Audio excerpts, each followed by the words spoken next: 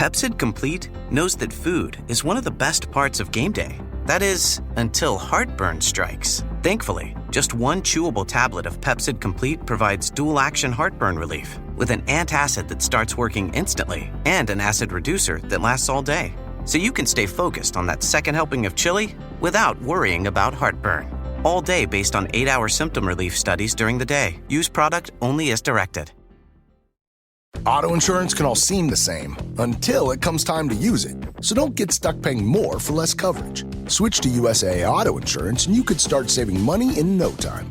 Get a quote today. Restrictions apply. USAA.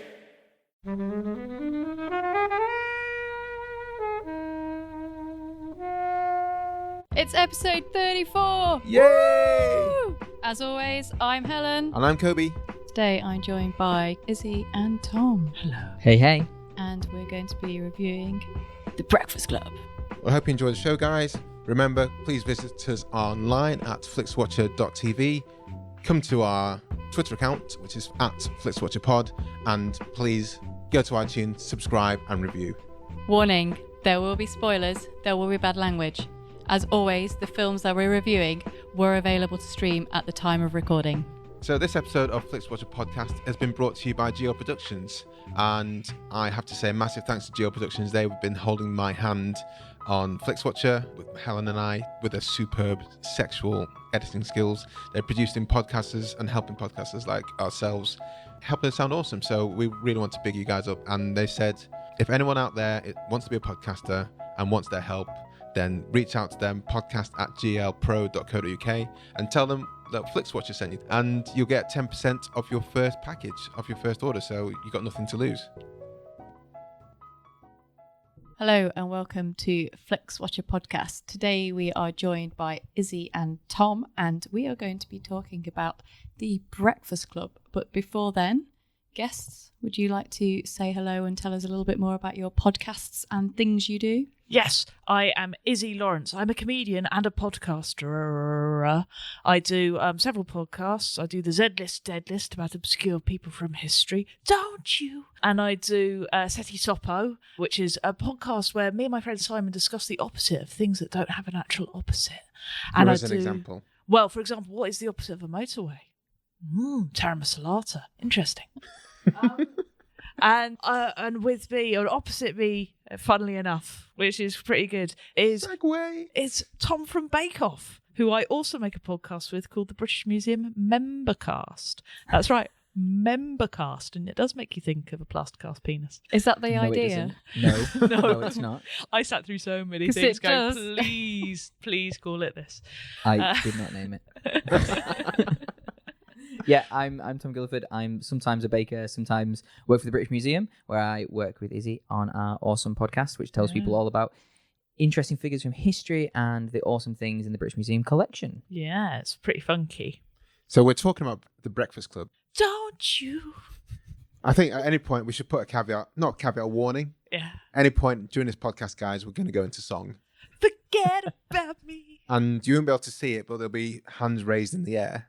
Yeah, punching the air. That happens, and one diamond in our ear. But so you chose The Breakfast Club. I did, because I'd seen this film once before, well, with a bit of a hangover in a friend's flat after a night out, and it was good. I thought at the time, and I thought I wanted to watch it again, so I thought let's do this one. How old were you the first time round? Well, I was probably about 25, so it was a while ago.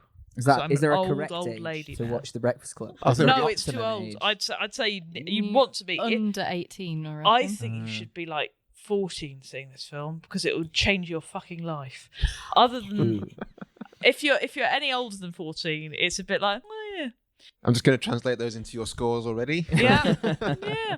Breakfast Club. What it is pretty much, it's about stereotypes. So it's a stereotype of every single kid in a high school. So you've got the nerdy brainy one, you've got the princess perfect one, you've got the weird freaky one, you've got the rebel criminal one, and you've got the sporty jockey one. And what it is, they're all turning up on a Saturday to do their detention with the old fuddy-duddy head teacher who's a bit of a dick. And they're all, sat there and they have to write an essay about what makes them them. And it has to be 1,000 words, which is way too long to write an essay, as we all know. And they've got to spend the next 5 hours there. And you just spend 5 hours with them, it seems. No, you've got to spend 5 hours with them. And what happens is it's very quickly, they just break down all their own personal stereotypes about each other. And they start off in conflicts and they keep returning to conflict but also spiraling out of it, and in the end they all find themselves much more rounded characters and real friends. But of course they live in a society which cannot possibly have keep them as friends. Exactly. You cannot have a jock who's a friend with a freak who is, a friend with a nerd. It will never work. But for this one brief moment, they are the Breakfast Club and they are united. And they can get off with each other and smoke pot together. Exactly. They can do all of this. And and they can fall through ceilings and never tell you the answer to punchlines. But yeah, I think I don't quite understand why it's so hyped. But I don't dislike it altogether. I think it's perfectly watchable. I do find teenage angst a bit tedious.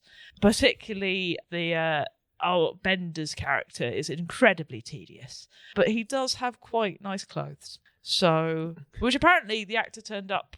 Judd Nelson. Yeah, the actor turned up to audition in. So that is the clothes he did his audition in, which is like pitch perfect. And he also apparently stayed in character on the set. This is fun facts I know about the film. So he went method. He went method and nearly got fired. A total jerk all the time. And it's only his fellow cast members that kept him in there because they said it was fine. And he did, at the age of 25, end up kissing a 16-year-old. So that's pretty sweet. That's what happened at my school all the time, though. Yeah. So that was just standard.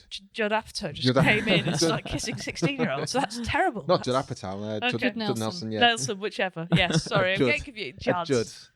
Yeah, I think you're saying method, but what you really described is someone turned up for an audition as themselves and then was in a film as themselves and then later in life exhibited the same violent sexual behaviour that they exhibited on set. Woohoo! But it's right for the character, isn't it? But yeah, I really my favourite character is Brian, the brain, I think, because one, his mum drives a car, which is EMC squared, which I noticed this film, which I thought, wow, that's really laying it out. That is obvious. But it's not actually. My favourite's the wrestler. He's cute. Emilio Estevez. Well, we're gonna go to favourite characters later on. Okay, sorry, but that's fine. But yeah, so I think it's. I mean, parts of it are funny, parts of it are sweet, parts of it are just a bit tedious. But I enjoyed it. I thought it was all right. I thought I'm not sad I'm watching this. I thought it was all right as films go.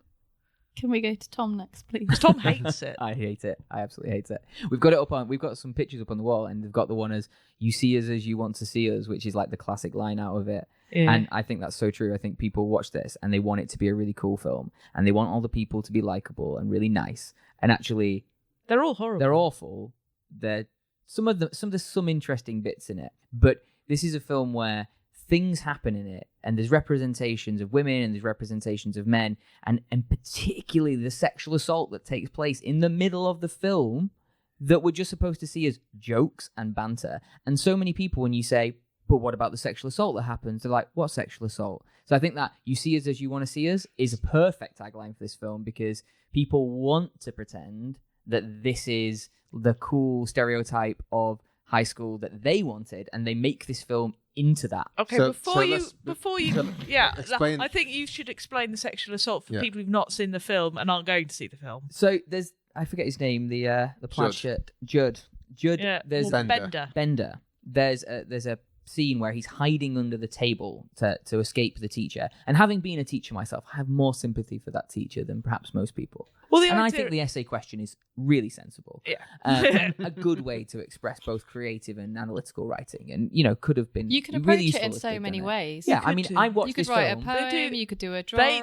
They wrote it together, you see. It was teamwork. Yeah, but they didn't write 1,000 words. They wrote like a sentence. They failed. I mean, I just watched this film and I think just write the essay. Just stop all this nonsense and write the essay. But anyway, he's hiding under a desk. I think that sums up Tom. Molly Ringwald is sat there in a dress, and what he does is lifts up her dress and he sticks his head up her dress and attempts to bite her in The a place you privates. shouldn't be biting people.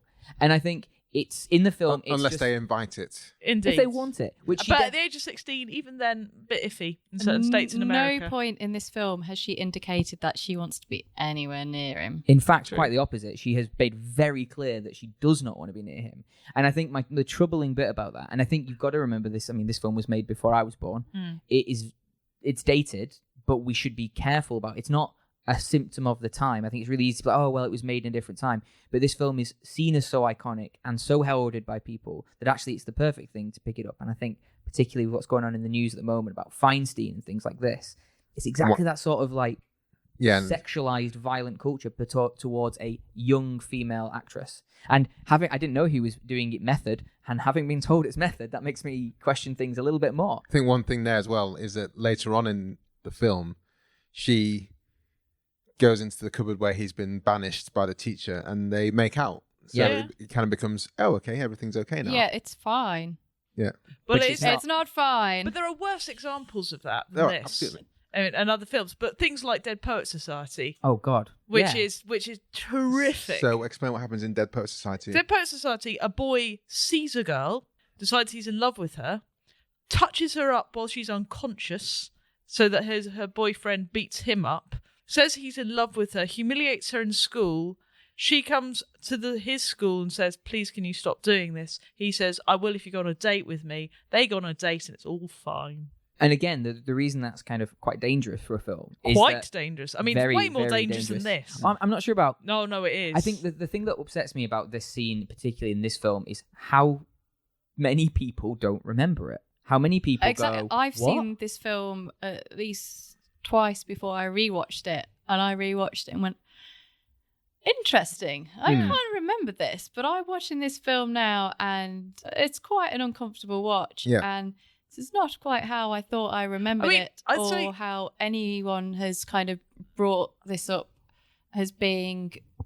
Because we're big fans of Hadley Freeman, and her life moves pretty fast, and she brings up quite a lot of things wrong with John Hughes films, particularly racism, homophobia, and generally in the 80s. rape, and seems to be a handful of these themes running through John Hughes films. But then she also talks about the 80s being quite liberated in terms of female empowerment in films, which is true when she goes back through it. But she doesn't really talk about this scene in the book. No, 'Cause I read, it's kind of seems like everyone's just gone, yeah, it's in it, but we're not going to mention it or bring it to anyone's attention, because it's kind of played off in the joke as kind of like funny, isn't it? It's like, he's just put his head in her pants. I think that's what's troubling about it, because actually there's some really this film, I think, could be a play. You know, actually, I think they feels did like it a as play. I think they rehearsed it as a play before they filmed it several times. yeah, it's a bottle It's episode. also, interestingly, for filmmakers out there, it's also filmed, unlike any other film, in sequence. So every single bit of film happens in sequence, and that is why you get so many improvised bits and everything else. Is because the actors are really, because some of them are only kids. I think 3 of them are in their 20s, the other 2 are, kids. And it's, I think it works and it feels more real because of that.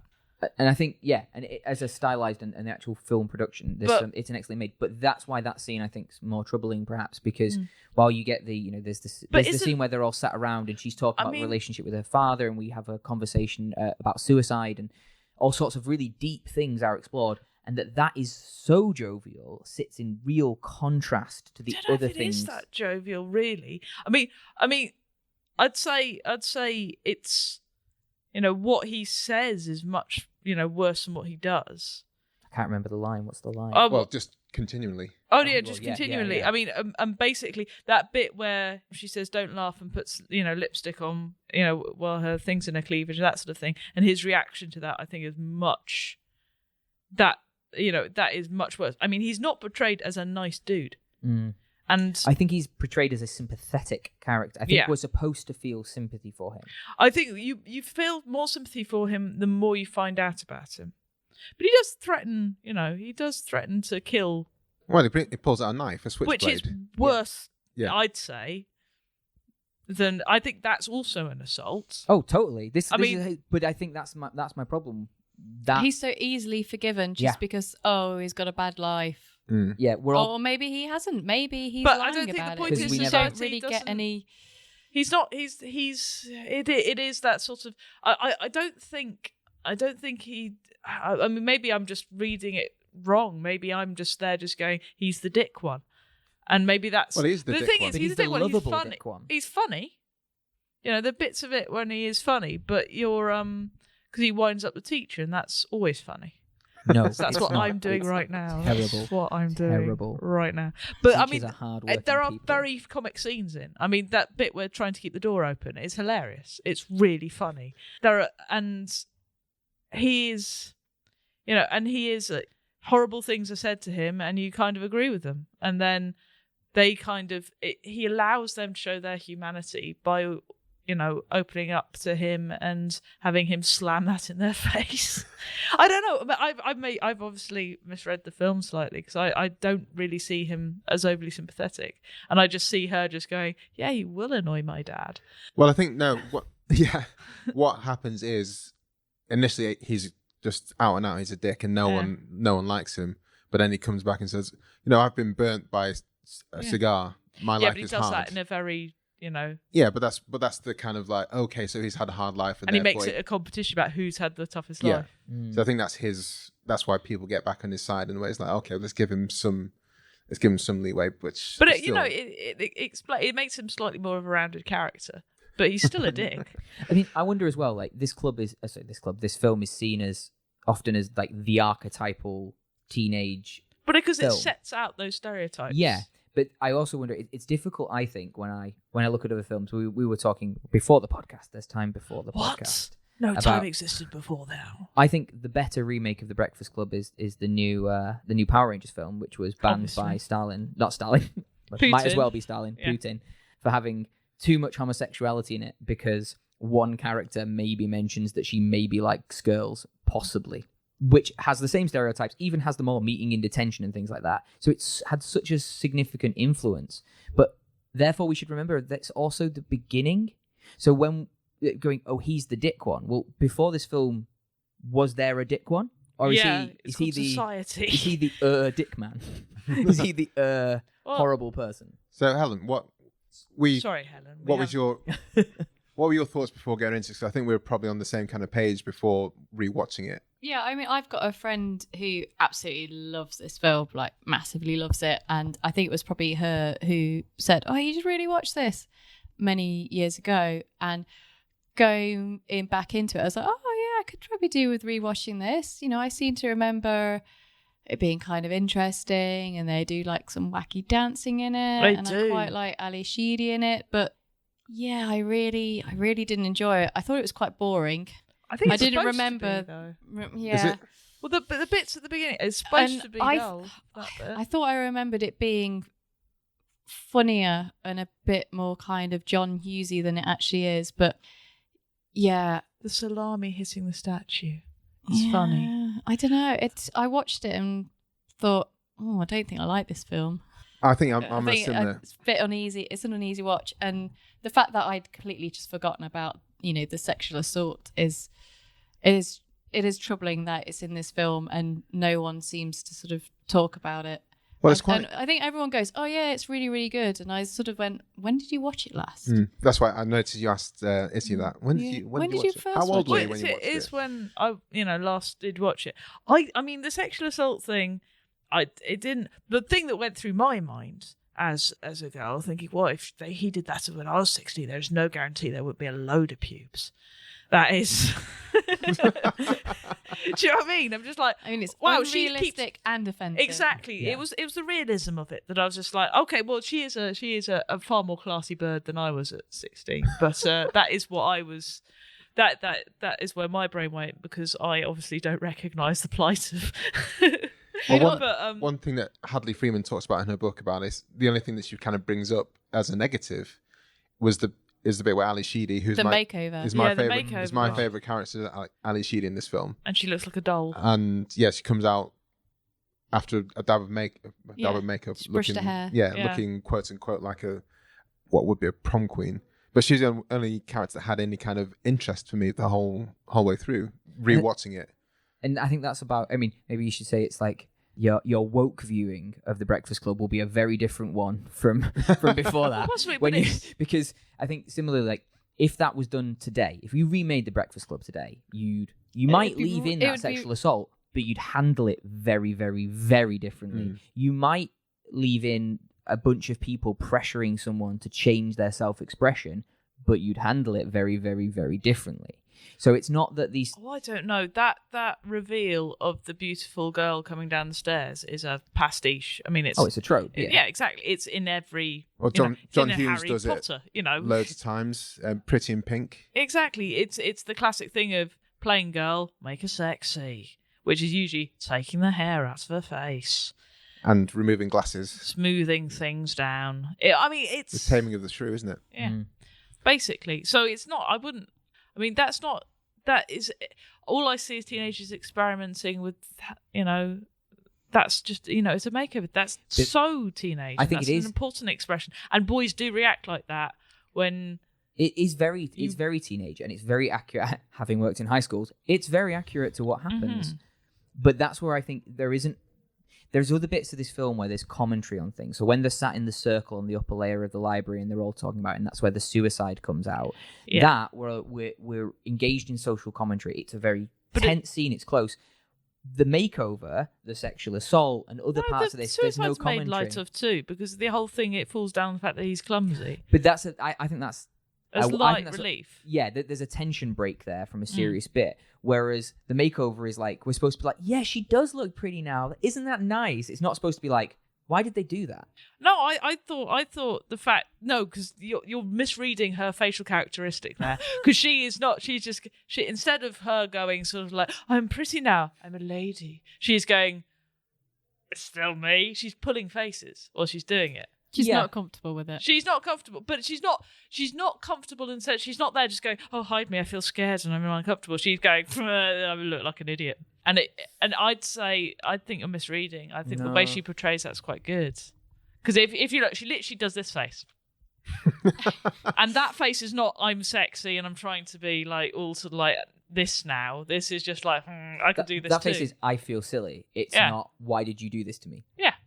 Before they do the makeover scene in that circle scene that you're talking about, one interesting question that came up was the brains played by, I think, Anthony Michael Hall was saying, I consider you all friends now. What's going to happen on Monday? Are we going to be able to talk to each other? And they were like, nope. They were like, yeah, no, that's not going to happen. Yeah. But then because of that makeover, Emilio Estevez is like, hold on, actually, I can put my tongue in your face now. Is that, and that's the kind of thing, that's what I took against it. And it's quite interesting hearing you, Tom, say that as a kid in schools, that's completely what happens. And that made me kind of think back to when I watched this first. This wasn't my favorite kind of 80s film as a kid. It was kind of lower down there. I preferred things like Say Anything and with John Cusack and Ferris Bueller's Day Off is still one of my favorite films ever. This was always like towards the bottom of the pack. But thinking about how I actually was now as a teenager, fucking all those hormones just running around and someone does something slightly different, you're like, hello, what's going on there? So it is probably true to life, but in a way that I don't like to admit it. But I don't like the way it happens. I don't know. I mean, I look at that and I think that's perfectly harmless. To be honest. Oh, do you? Girl, yeah, because that's what that is experience as a girl is you got a lot of male friends, you suddenly put on a frock and they all go, oh. That is kind of, that's what happens. And then you get hit on by somebody and you just go, dude, ages ago. And they're like, oh yeah, oh, it's you. Oh, that's weird. But I thought it was quite sweet. I thought that in particular, I don't see anything wrong with that other than, because, I mean, bless him. The whole point of him is he can't think for himself. Somebody even says that for him. What's your problem? I can't think for myself. And then so obviously he can't see something obvious in front of him until somebody goes, look, here it is in a pretty box, and that doesn't devalue his emotion. That just says he has a hard time noticing stuff, but he's very good at takedowns. By the way, there is no way that his takedown that he did of Judd in that bit and of Bender would have kept him down. that he could have easily spiraled up and stood up. So we should say, It's by a bad. by takedown, do you mean actually a physical takedown? Yeah. And should explain that you're Yeah. a judo expert. I'm not a judo Jiu-jitsu. expert. I'm not an expert. Feminist Green jiu-jitsu. belt. Yeah, I'm a green belt. Franco, I want a purple belt so bad. But yeah, it's no, I think those two characters in particular are very well done and very sympathetic and lovely. Should we talk about the people's favourite characters before we go into the scores? Oh, you see, I'm now saying him. I think he's lovely. He's just, and What, he's got Emilio? ickle muscles, and he's all like, "I hurt a kid," and he recognises the pain he's caused, and he's like, "I don't know why I did it. I just want my daddy to love me." Which, if Donald Trump just recognised that, the world would be a better place. I can see Donald Trump being part of this group. Yeah. He would fit in. He would. Yeah, he might be wearing plaid. I think, but no, at this age, he'd have been one of the teachers, unfortunately. But, the janitor's an interesting character we haven't mentioned as well. True. Janitor Yeah. is like the narrator who knows everything and can see past everybody's stereotypes. It's quite a useful character to be there. And the teacher, who's brilliant. He's brilliant. And he is... Except he doesn't. He just goes, "Kids, I'm going to be across the hall. Yeah. Everything's going to be fine." And if it was that much, obviously just taking issue with the film, which is not the point here. If it was that much of a thing that he needed to keep an eye on them, he'd just be in the room with them. No, he wouldn't. 'cause you That want your bit, own. as a teacher, I was like, why would you go? What is wrong with Because you? he's looking at- Fail. Ofsted 4. You would bring all of your marking and you would sit in front of them Yeah. and go, Or you'd carry on reading a naughty magazine by the desk. But I accept it would not be a film if that happened. Yeah. Tom, who's your favourite character? I think it probably the brain, but I forget his character's name, which is never good. Brian. Brian. It is. It is Brian. It's right, genius. That's partly why this film is so satisfying. Yeah. Because it's so complex. Yeah. No, I really like him. I think he of everyone, he's quite sympathetic. It's good acting as well. Yeah. That kid's like young. He's Oh, probably yeah. one of the youngest there, and he's holding his own with some really good actors. And I think my heart breaks watching him in parts of this, and there's almost this thing of that was the most surprising bit for me, was that I thought that he was going to come in and it was just going to be like, I don't know, he'd like done something ridiculous, and I knew about this from popular culture, but I'd never seen it, and then realizing, wow, he's in here for something radically different to everybody else. Didn't expect it. Like completely threw me, and I thought the fact that actor played that so well and made me have such sympathy for it, for what is actually quite a ludicrous thing. So if this has been refilmed now, he could potentially been, we need to talk about Kevin, and actually he would have not been in the Breakfast Club because he would have shot people, or the coda to it who is that he would have He'd be actually on gone it. ADHD medicine. Well, no, Yeah. because I think that's the thing. There's the implication. Was he bringing it in to shoot someone else, or was he bringing it in to shoot himself? Right. And I think I thought that he definitely was bringing it in to shoot Or himself. both. That's how these things tend to happen, isn't it? Yeah, but he brought a flare gun, right? Am I not wrong? Yeah, but that's what I'm Yeah. saying. If it had been redone, it'd be Oh, yeah, a real yeah, gun, yeah. and people would have been downed, and he would have taken himself out. Yeah. Helen, I can't remember her actual name, but I like Ali Sheedy's character in it. I think her name's Alison Alison. Yeah. in this. my favourite Complex. character too. Before the makeover. Before the makeover, yeah. Is it just the way she makes sandwiches? She's just weird, and she just doesn't. And she's weird, and she doesn't really care. Yeah. Well, no, I think she does care. What, that people think she's weird, Yeah. or she is but putting she the weird wants on. them to think she's weird. So she does care about it, because there are bits where she goes, I'm not what she say? I'm a nymphomaniac. Yeah. Are you, Kobe? But what does she say? Hey. That's But no, just she like does being say in school things again. like that. Yeah. I mean, I think anyone... And she does take joy in shocking people. Yeah. So Yeah, I'm it's not kind in of here fun. for anything. Yeah, no, she is fun. No, don't get me wrong, but she does care what people think. Which is why when she dresses up and she gets a reaction, she reacts to the reaction and goes, ha ha ha ha, attention. One thing you can say about them all is they are all deeply insecure. Yeah. Oh yeah, They're Yeah. teenagers. They're teenagers. Yeah. But the thing is, Not all of them are. Some of them are horrifyingly confident. no, they're not. Let's You go just to have to find a way to break them.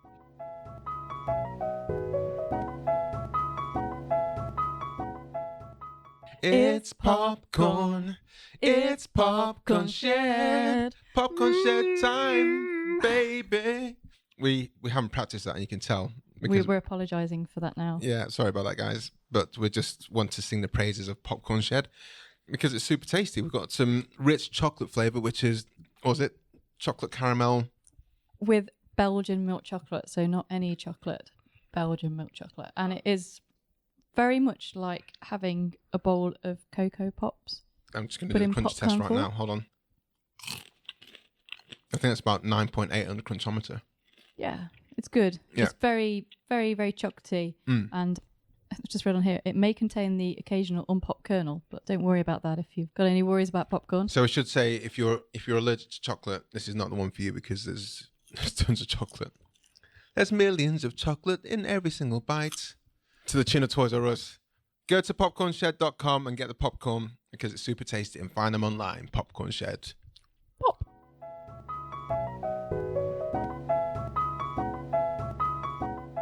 Let's go to the scores. Okay.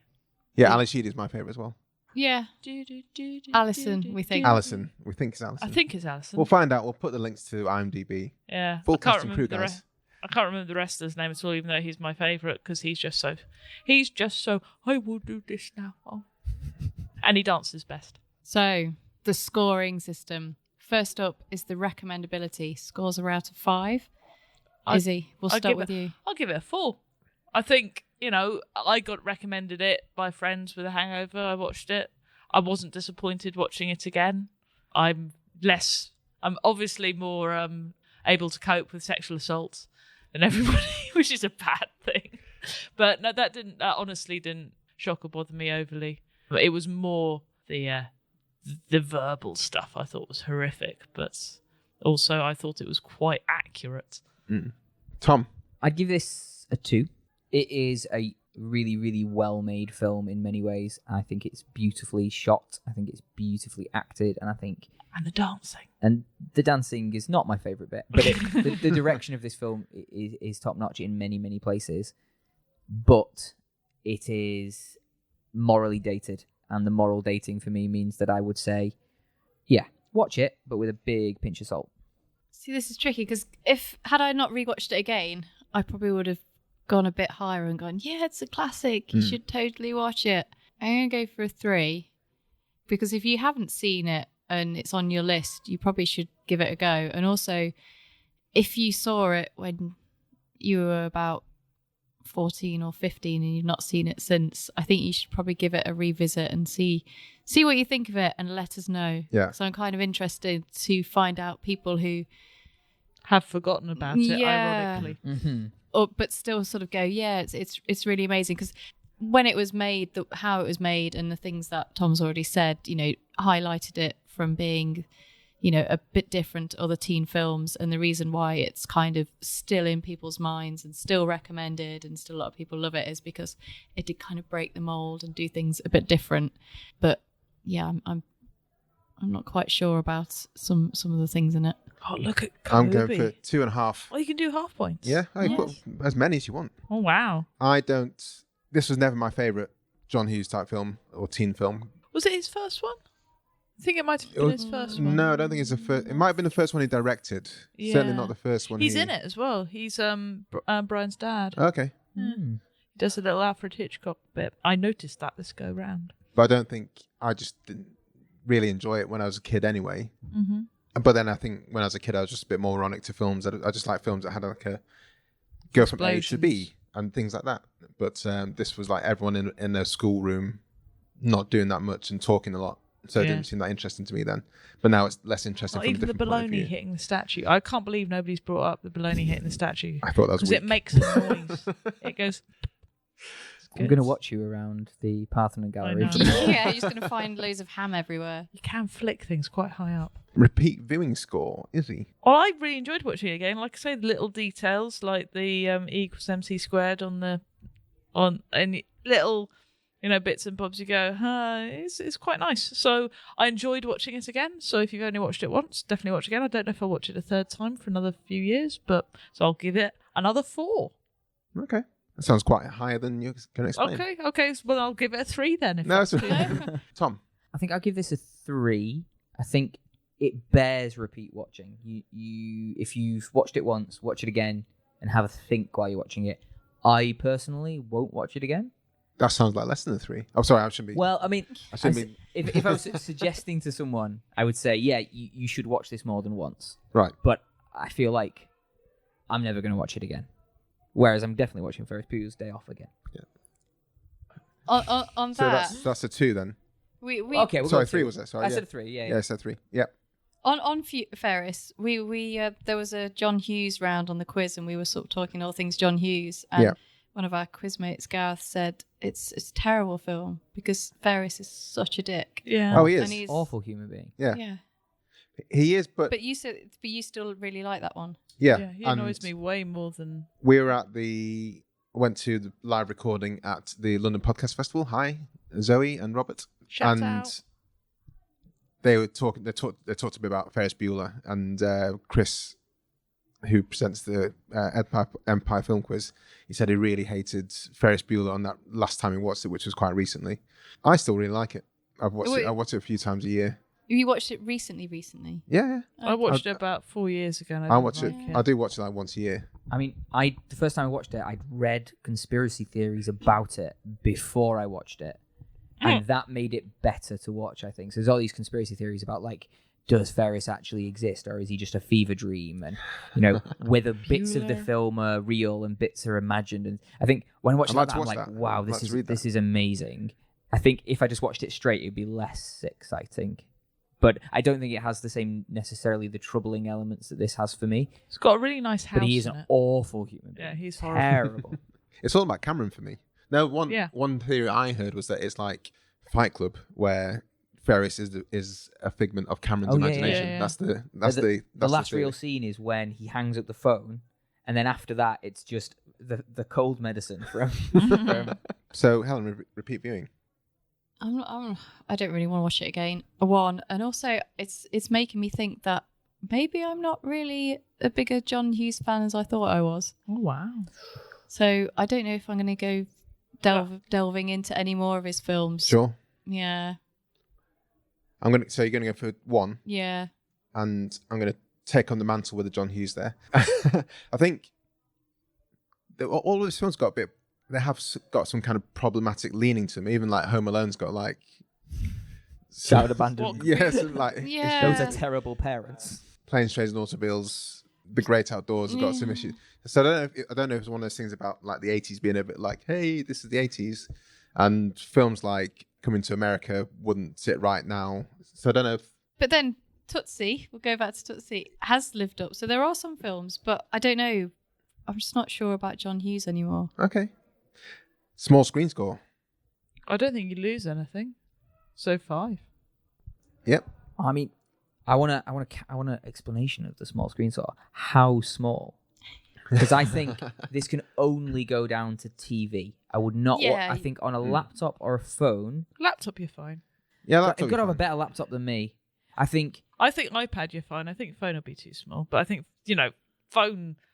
What film can you watch on a phone? You should never watch a film on your phone. The amount of times I've seen people on the tube watching film and TV, I just think, what are you doing? If you've seen it before and it's one that you really like and it's in, you find travelling and commuting quite stressful and you need to have like your little nice film. But there are some films that you quite happily watch. When I go on a plane, for example.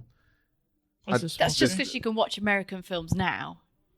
I don't think it makes... It's not the timing of it. It's just watching your films on your phone. No. It's just that size of screen, isn't it? That you have on the plane. It's right in front of your face. Yeah, you can literally... I'm putting my face close to a laptop screen, guys. Laptop's fine. But watching a film on your phone is not what the filmmaker intended. Not at all. But in terms of I don't think it loses anything from coming off the big screen. Yeah. I would love to see some of these 80s films on the big screen. I've never had that chance. I'm going to see Labyrinth on the big screen soon. That's Prince Charles Cinema. I tell you. No, the Greenwich Picture House. Oh, okay. Born to Be Wild I saw on the big screen. That's really good. Yeah. So having never seen it, I'm going to say that I felt it lost nothing, but I don't agree I could watch it on a laptop, so I'm going to give it a 4. Okay. I'm also going to give it a 4 because there's no great reason why you should, unless you want the collective experience of... Well, no, I mean, if there was a really sexy actor in it, you'd want it big. So pretty much any film with Alan Rickman in is going to have a low small screen score for that reason. So you want giant men, not normal size. I want to be able to see at least 20 feet high. Every pore. That is basically what I want to see. Die Hard on the big screen. That's basically what you want. Oh my god, yeah. Yeah. Oh my god, yeah. But, Harry Potter's 2 for that reason. That reason alone. 4 for Helen. Yeah. I'm 5, yeah. It's one of those where the collective experience here I don't think will make any difference to me. Also, speaker, you got to have your headphones in for the music. You can't have I on don't the think the little music phone is going, that good. You can't do that. And also, if any film with Rickman in, you have to have nice headphones for very For his obvious voice. reasons. Oh my god. Engagement It's like score. breaking chocolate. It's like, it just makes you moist. Engagement score. What does that mean? Does that mean if you're going to marry it? What was that? How engaged? Did you check your phone? Did you? No, gosh. No. No, I was totally totally absorbed. No, well, to be honest, I was on the sofa just watching it. Yeah. That's So- pretty good engagement if you just. I'll give it a 4. I give it 2. Wow, you got bored. I got really bored throughout large sections of it, and then woke up for little bits, and then just Oh, drifted that board off. that you were sleeping. Just not. I think really it's- No, I don't think I did fall listening. asleep. I fell asleep during Ferris Bueller's Day Off, which is why I had to rewatch it. But no, I think it just lost me in long stretches, and then Yeah. I would come back, and that's why I've got a kind of there's maybe 3 or 4 scenes in my head, and the rest I couldn't tell you what happened. But like, I quite like that about it because it is about detention. It is about I've that. never been it in makes detention, you feel. Izzy, so Oh, wow. I've set a lot, I was going to say, do you never administer detention? many, many times, but that was fun for me. Nerd. So from No the, wonder you identify with Brian. from a teacher's point of view, and I'm going to preface this as well, 'cause at my school I was a prefect in sixth form, which meant I could give detentions, Ooh, which was weird. And I was like, why Yeah. the fuck would I ever want to do that? So as a teacher, what's the benefit of, do you see the benefit in detention? And is it not a massive pain in the ass for you to actually administer? I We're gonna hated go into giving it. detention. Yeah, Yeah. Helen's a teacher as well. Yeah, no, I don't see the point of detention. It doesn't make any sense.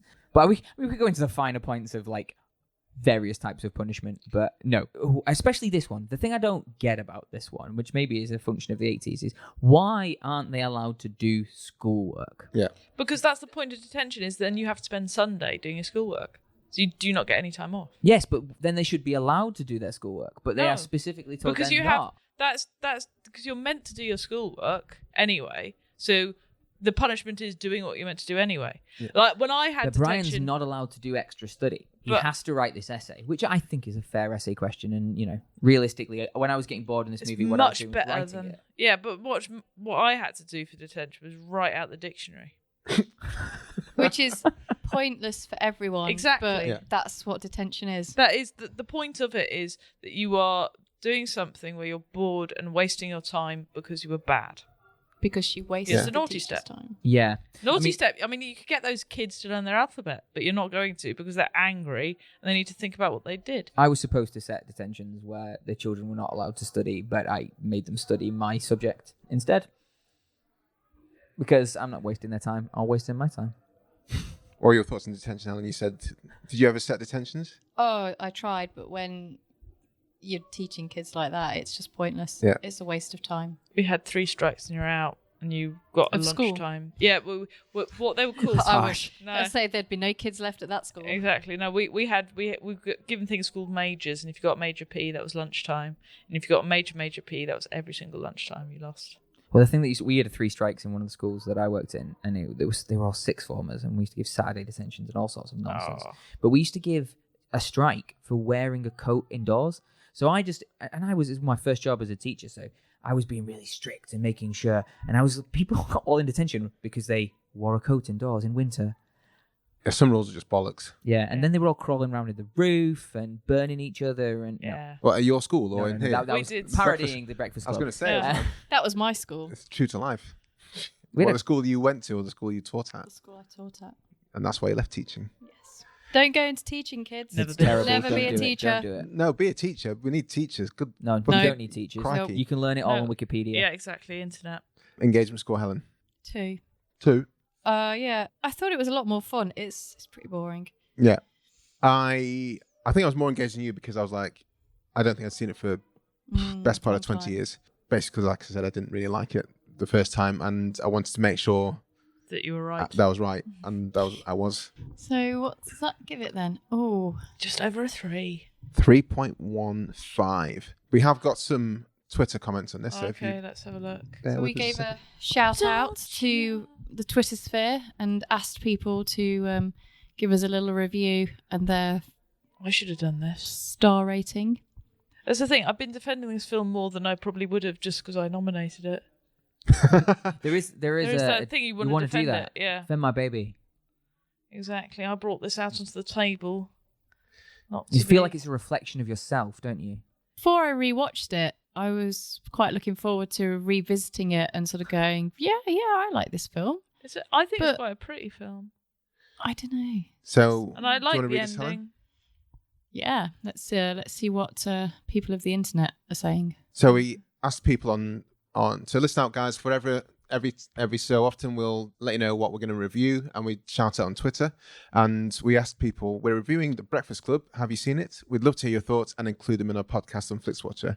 And we asked people to give a 5-star rating and a short review. So we've got a few people. Nice, we've got a 5-star at the top.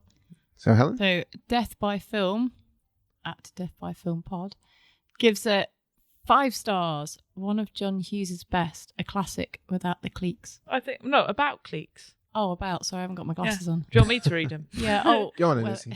A Beardo Talks film. Nice. 4 stars. An 80s classic. Great characters. Fun film. Just behind Ferris Bueller in my book. And then we have Bobby Bogart. Do you want to take this one, Tom? Yeah, so Bobby Bogart says, I also really like the interplay between the janitor and the vice principal. Yeah. Janitor called out the VP's ethics and bullying behaviour. Great scene. I mean, because the principal and Bender are basically the same character. I mean, interestingly, And he wears the 70s. Bobby also asked, why didn't Judd Nelson become a superstar? He was so good in that flick. Yeah, but he was a terrible person by all accounts, which does matter. It's amazing how many there are. In every industry, there are very, very good, talented people who aren't particularly Rewarded. Yeah. Because it's largely down to because they don't do the other side of things very well. I don't know if that's the case with Judd. Judd's not Apatow. Nelson. So Twitter seems quite favourable. Yep, that's right. Well, yeah. But that doesn't surprise me. I think that's this film. People love nostalgia. Yeah, and they forget. It's like childbirth, this film. Don't you go away and you think, I'd do that again. Forget about me. Guys. The irony. And that's a great place to end, I think.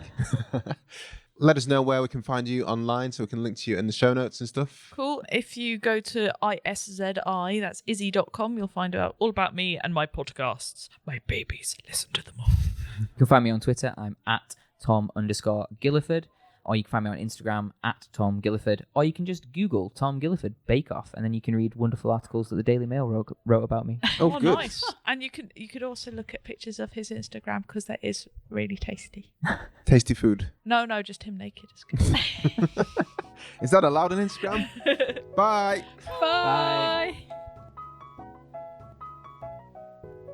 Hi guys, I hope you enjoyed that episode. We had a lot of fun doing it. Please do check out all the details in the show notes to find out all the details about our guests, where to find them on Twitter, where to find their website, where to harass them. Don't harass them because they're very nice people. Thank you very much to our editors as always. Toby is the main guy who helms and carves our voices, and also hello to Tony, Jay and Greg and everyone else at Geo Productions who we haven't met yet. Of course, please big up Mighty People for the tunes you can hear now, and at the start of the podcast, please don't forget to subscribe to us on iTunes, find us on Twitter at FlixWatcherPod, and visit our website, flixwatcher.tv.